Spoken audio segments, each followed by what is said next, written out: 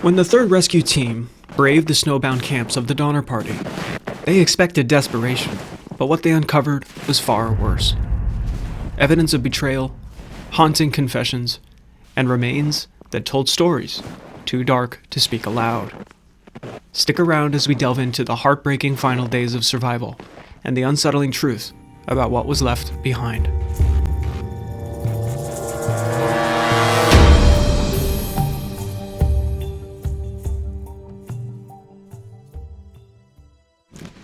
The Donner Party, an ill-fated group of pioneers, embarked on a journey into the unknown in the spring of 1846. Their quest for a new life in California turned into a nightmare as they became trapped in the Sierra Nevada during one of the harshest winters on record. To understand the gravity of this tragedy, let's meet the main families and the rescuers whose names became etched into history, and explore the locations where their lives were forever changed. At the heart of the story are the Donner and the Reed families. George Donner, a farmer and the group's leader, set out with his wife Tamsin and their 5 children. The Reeds, led by James Reed, a wealthy businessman, included his wife Margaret and their 4 children. Both families dreamed of prosperity in the golden lands of California. And then there was the Breen family, devout Catholics who made their journey with 7 children, and the Graves family, whose large household of 9 joined the party. Each family carried their hopes and hardships, united by a shared determination. Key to the story are the rescuers, men who braved the elements to save the stranded families. James Reed himself returned to lead relief missions, desperate to save his wife and children. William Eddy, a survivor of the Forlorn Hope, risked everything to bring help. And John Stark, a hero whose unyielding will ensured no one was left behind, carrying children on his back through relentless snow.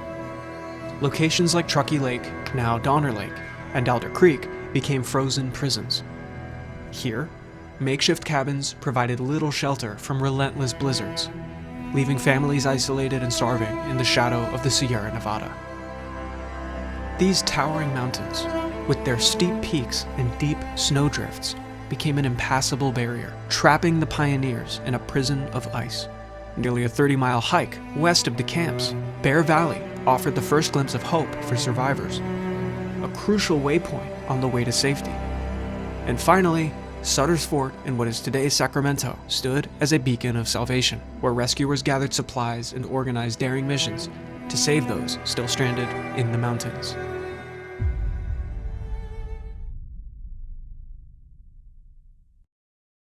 James Reed was haunted by guilt. After being banished from the Donner Party for defending his family, he made it to safety, but his priority was with his family at Truckee Lake.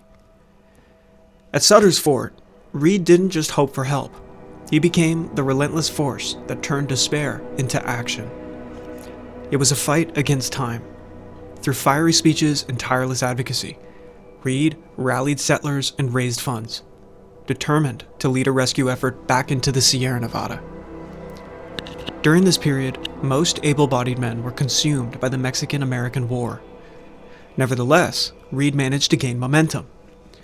The residents at Yerba Buena in modern-day San Francisco answered his call, raising $1,300, a staggering sum at the time, to fund what became the first relief mission. But money and supplies were only part of the challenge. The Sierra Nevada's heavy snows had already claimed lives. Reed knew that without swift action, his loved ones would become part of the growing death toll. He persuaded Colonel John C. Fremont, a prominent American explorer, military officer, and politician, to assist by promising his own service in the Mexican-American War. It was a deal forged in a desperate bid to save his family. Through Reed's efforts, the first rescue party set out. They would soon discover that the tragedy awaiting them in the mountains was far worse than anyone imagined. The first relief mission departed from Sutter's Fort in February 1847, led by William Eddy and bolstered by local volunteers. Their journey was fraught with challenges.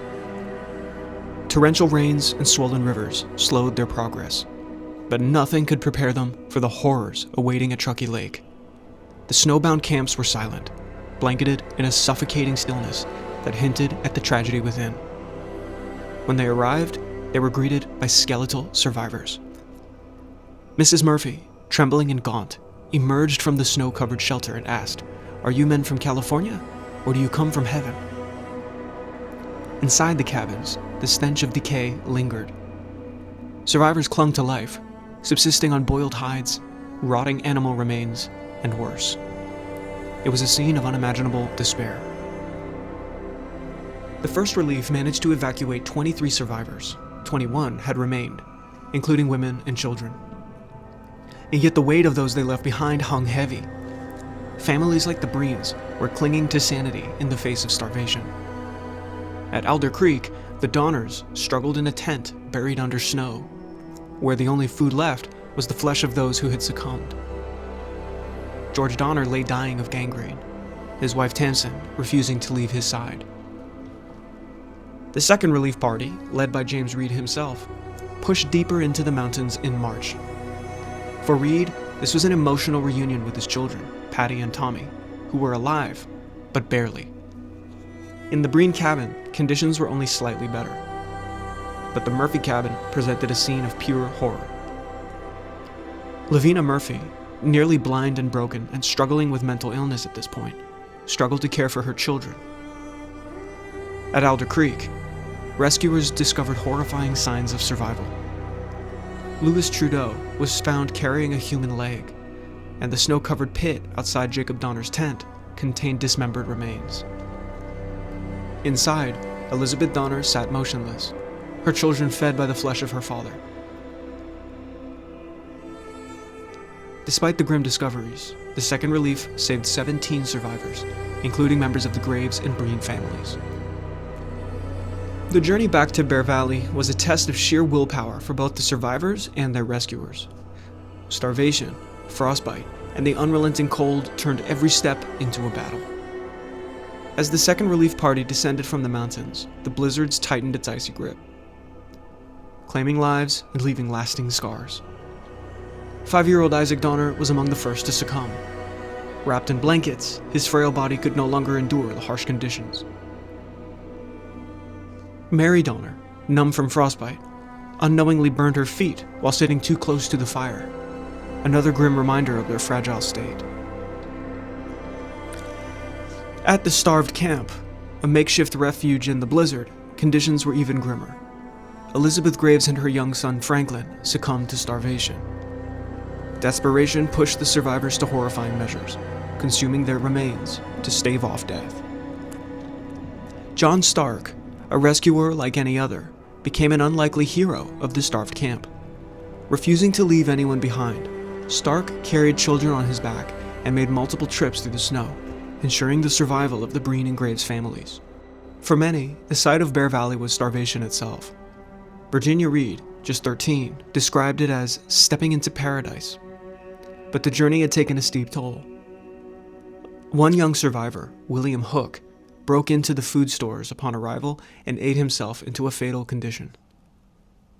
Overindulgence after prolonged starvation triggered a deadly electrolyte imbalance that we know today as refeeding syndrome. Even in safety, the horrors of the mountains cast long shadows. For those who survived, the memories of starvation, death, and sacrifice would linger forever. Yet the bravery of the rescuers and the resilience of the trap pioneers remained a testament to the unyielding human spirit. The Third Relief Mission, led by Foster and Eddie, reached the camps in mid-March, only to encounter scenes that defied comprehension. By now, the snowbound survivors had been trapped for months, with starvation driving them to acts of desperation that forever stained the story of the Donner Party. Foster and Eddie's first discovery was personal and devastating. Their own children, left behind during the previous rescue, had not survived. This tragedy set the tone for what would be a harrowing journey into the heart of despair. In Kesberg's cabin, the rescuers uncovered unspeakable horrors. Kesberg admitted to cannibalizing the remains of Eddie's son, a confession that filled Eddie with rage. The tension between survival and morality hung heavy in the air as Kesberg's gaunt figure served as a grim reminder of the cost of survival. At Elder Creek, George Donner lay lifeless, having finally succumbed to the infection in his gangrenous arm. Tamsin Donner, his devoted wife, was last seen alive in Kesberg's cabin, shivering and distraught. According to Kesberg, she died during the night, but the discovery of her belongings and valuables in his possession cast doubt on this story. The snow-covered camps were a graveyard of unburied remains. Rescuers found dismembered bodies, scattered bones, and evidence of cannibalism that painted a very bleak picture in the survivors' final days. These gruesome discoveries ignited debates about morality, survival, and the thin line between humanity and desperation. The third relief mission managed to rescue only a handful of survivors, including the Donner children and a few others. But for those who remained, Lavina Murthy and Kesberg, the end would come in solitude, surrounded by the echoes of the dead.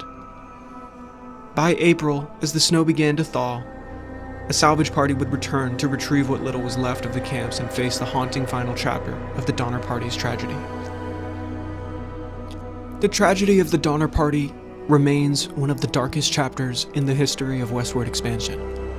It was a cautionary tale that echoed across the nation, warning of the dangers that lay along the uncharted paths to California. The gruesome stories of survival spread like wildfire, dampening the dreams of countless pioneers who once imagined the West as the land of limitless opportunity. In the years following the Donner Party's ordeal, migration to California slowed significantly. By 1847, only 450 pioneers attempted the journey, down from over 1,500 the year before. But the tide of history is relentless, and the lure of the West would not be denied for long. Everything changed in 1848 with the discovery of gold at Sutter's Mill. The California Gold Rush ignited the dream of westward expansion as tens of thousands braved the hardships of the trail, driven by the promise of fortune. Many followed safer routes, but a few dared to retrace the Donner Party's ill-fated path, finding remnants of their camps and stories etched in the wilderness. Their story became a grim symbol of manifest destiny's cost, a reminder that the pursuit of manifest destiny often came with unthinkable sacrifice. Today, the Donner Memorial stands as both a tribute to their resilience and a solemn reminder of the fragility of human survival against nature's wrath. The tragedy of the Donner Party slowed the rush to California, but it did not stop. Instead, it shaped the narrative of America's expansion, serving as both a warning and an inspiration, a tale of hope and heartbreak that continues to resonate to this day. Thank you for joining us on this chilling journey through one of history's darkest tales. If you found this story as gripping as we did, don't forget to give this video a thumbs up. It helps us bring more content to you. And if you're fascinated by stories of survival and tragedy, and the unyielding human spirit, hit that subscribe button and ring the bell so you do not miss another episode. We've got more incredible content lined up, and trust us, you don't want to miss what's coming next.